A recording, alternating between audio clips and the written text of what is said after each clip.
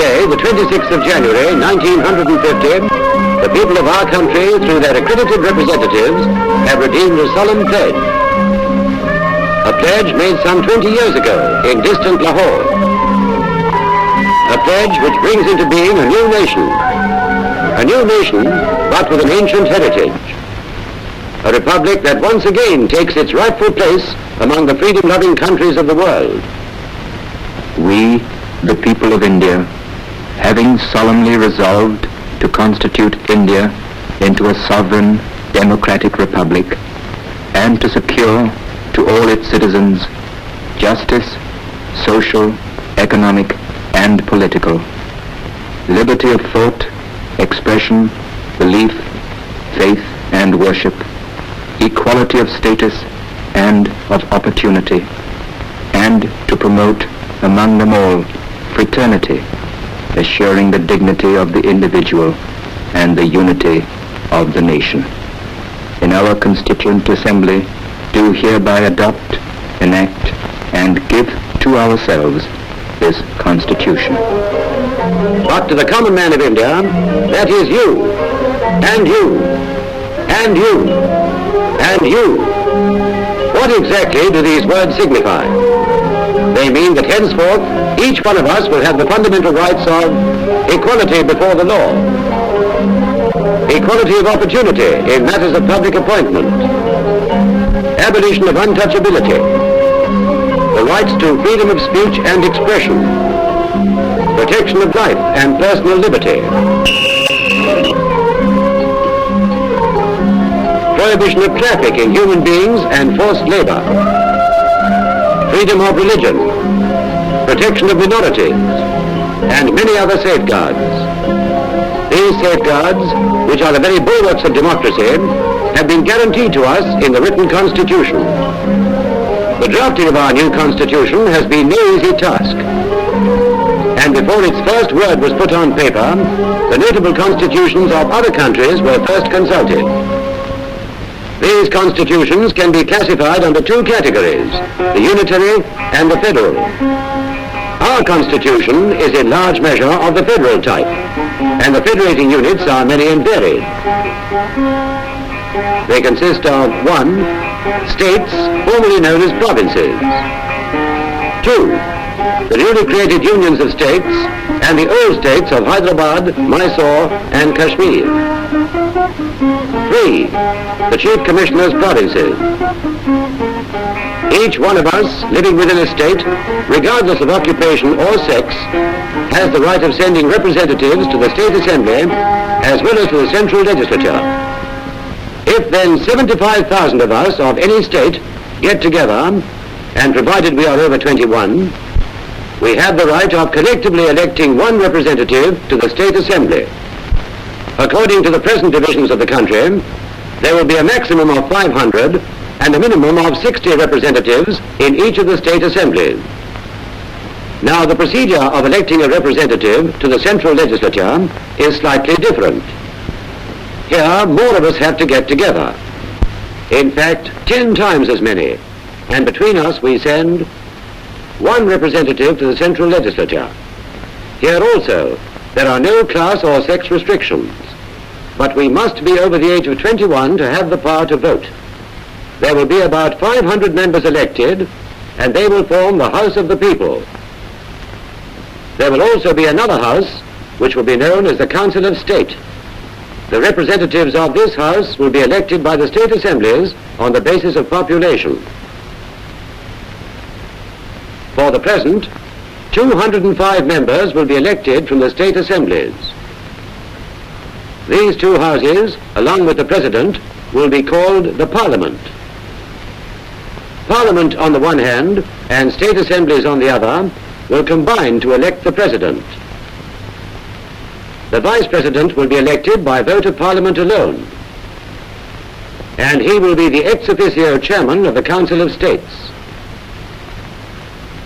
Immediately upon his election, the President will call upon the leader of the majority party in the House of the People to accept the office of Prime Minister. The Prime Minister will then choose his cabinet from among his colleagues.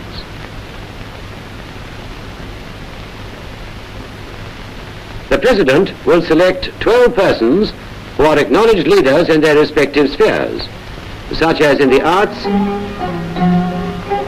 science, agriculture, and so on, and nominate them to the Council of States. The President will also nominate the state governors, but the governors will be purely constitutional heads, for the real business of conducting the states will be carried on by the Premier and his cabinet. Like the centre, the state legislature in the 6 major states of Bihar, Bombay, Madras, Punjab, the United Provinces, and West Bengal will consist of 2 houses. The other states will have 1 house only. The state legislature must meet twice a year, at intervals of not more than 6 months, and it can legislate on 66 different matters. The most important of them are law and order, health, agriculture, fisheries, education, entertainment. The central government, on the other hand, can legislate on 97 different items, the most important of which are defense, foreign affairs, communications, posts and telegraphs, finance including currency, trade and commerce, mines and power. But there is always danger of abuse of power by the executive, and therefore every constitution provides for safeguards. Our Constitution has provided 4 safeguards. First, the judiciary, consisting of the Supreme Court and the various high courts. These will safeguard the fundamental rights of the citizen by just and proper interpretation of the law. Second, by a Controller and Auditor General, who will see to it that the funds of the Union are wisely utilized. Third, the Union Public Service Commission, which will be in charge of recruitment to the services required by the country. And fourth, the Election Commissioner, who will be responsible for fair and impartial elections and who will be free from any executive interference. The President of the Union, as head of the state, will have vested in him all executive powers, including command of the armed forces. That is, the Army, the Navy, and the Air Force. Moreover, he can summon or prorogue Parliament.